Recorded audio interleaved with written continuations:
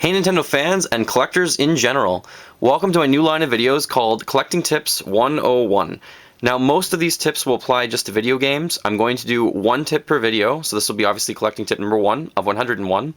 I legitimately wrote out 101 on a piece of paper.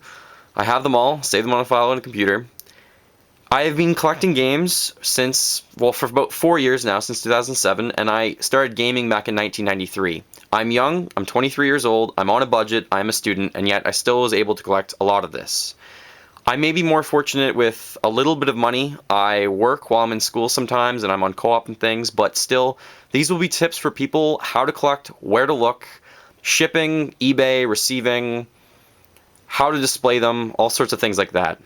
So the very first collecting tip I can suggest to you guys that I wish I told myself back in 2007 when I started to collect is choose a console. On this table I have several different consoles, all of the Nintendo home consoles and Sega Genesis, just for reference a different one. Choose a console or choose whatever it is you want to collect, but make sure that you love it. For example, in 2007 I thought it would make logical sense to collect the NES, then the SNES, N64, GameCube, Wii.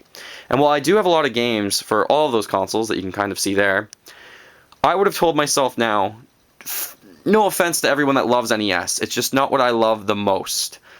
I would have not collected for the NES. It's great having a console in some games, but back in 2007 I started getting some NES games here, and I really haven't bought any in a long time. And the reason for that is just, it's not what I want to focus on, it's not what I love the most that I want to collect for.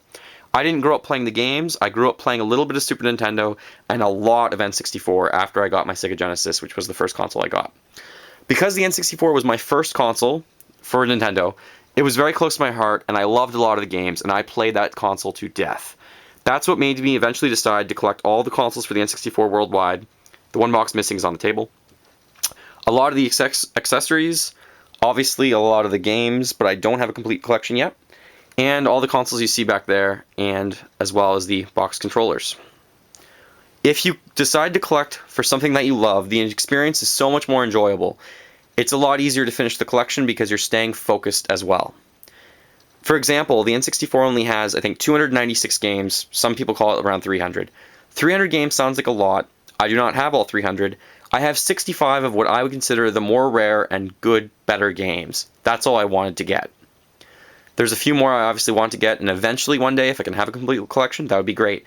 But because I stayed focused on what I would want, my money went the right direction to eventually complete all these consoles, as you can see, and I have most of the controllers, but not all of them in their own original packaging. So, tip number 1, pick a console, or pick whatever it is that you want to collect for. Make sure that you love it, and that way you will stay devoted to it. Don't try and spread out your money too much, or your focus, or your eBay searches. You only have so much time, you only have so much money. If you choose something you love, it will be much more enjoyable. So that's collecting tip number 1 of 101. Have a great day, guys. Talk to you later.